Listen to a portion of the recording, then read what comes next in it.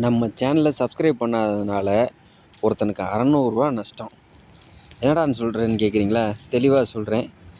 சில நாட்களுக்கு முன்னாடி என்னுடைய நண்பன் ஒருத்தன், நண்பா மல்டிமீட்டரை கொஞ்சம் குடியா, ஒரு சின்ன வேலை இருக்குது, பார்த்துட்டு தர்றேன், யூஸ் பண்ணிவிட்டு தர்றேன் அப்படின்ட்டு 2 நாளில் திருப்பி தரேன்ட்டு வாங்கிட்டு போனான். வாரக்கணக்காச்சு திருப்பி தரவே இல்லை. அதை வச்சு தான்டா வேலை ஓடுது, எங்கடா நீ வாடான்னு சொல்லி கூப்பிட்டு மல்டிமீட்டர் எங்கடான்னு கேட்டேன். மல்டிமீட்டர் மர்கையாகிடுச்சுன்னா, என்னடா சொல்கிற அப்படின்னு கேட்டால், எங்கேயோ கனெக்ஷனை ப்ராப்பராக மாற்றி கொடுத்து என்னத்தையோ பண்ணி மல்டிமீட்ரு புகஞ்சு போச்சு. ஒழுங்கு மரியாதையாக புது மல்டிமீட்ரு வாங்கி கொடுத்துருன்னு சொல்லி அவன்கிட்ட 600 அடை போட்டேன். நீங்களே சொல்லுங்கள். நம்ம சேனல்லே சீரீஸில் வீடியோஸ் போட்டிருக்கேன், ஷார்ட்ஸில். அதையாவது பார்த்துருக்க வேண்டியதுனடா அப்படின்னு கேட்டேன். ஒரே வார்த்தையில் சொல்லிவிட்டான். இங்கே நீ ஷார்ட்ஸில் போட்ட ஷார்ட்ஸ் பார்த்தானே மூளை மழுங்கி போய் கிடக்கு, எதுவுமே எனக்கு ஞாபகம் இருக்க மாட்டேங்குது, எவனுக்குமே ஞாபகம் இருக்காது. நீ ஷார்ட்ஸில் போட்டதை தான் மறந்துடுவோம்லடா அப்படிங்கிறான். என்னடா சொல்கிறேன்னு கேட்டேன்.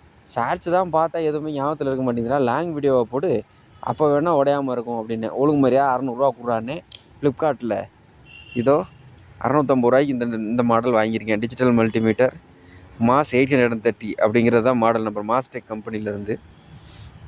இதுலேயும் டிஸ்பிளே இருக்குது, எல்லாமே இருக்குது. என்ன இருந்தாலும் அந்த பழைய மாடல் மாதிரி இல்லை. அந்த பழைய மாடல் தான் எனக்கு பர்சனலாக பிடிச்சிருந்துச்சி. சரி, அதே மாடலில் திருப்பி போய் காசு கொடுத்தியா வாங்குவானேன்னு வேறு மாடல் ஆர்டர் போட்டேன்.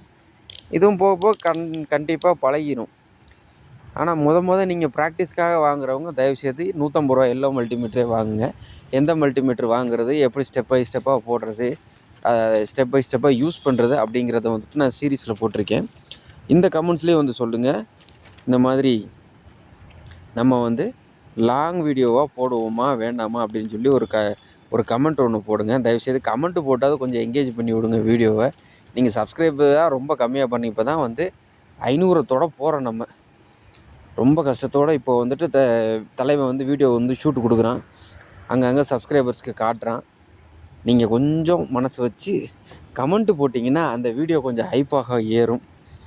அதனால் ரொம்ப வேண்டி விரும்பி கேட்டுக்கிறேன், கமெண்ட்ஸ் போடுங்க. இந்த வீடியோவை லாங் வீடியோவாக ஒரு டுட்டோரியல் வீடியோ, மல்டிமீட்டர் எப்படி யூஸ் பண்ணுறது அப்படின்னு ஒரு டுட்டோரியல் வீடியோ போடுவோமா வேண்டாமா அப்படின்னு கமெண்ட்டில் சொல்லுங்கள்.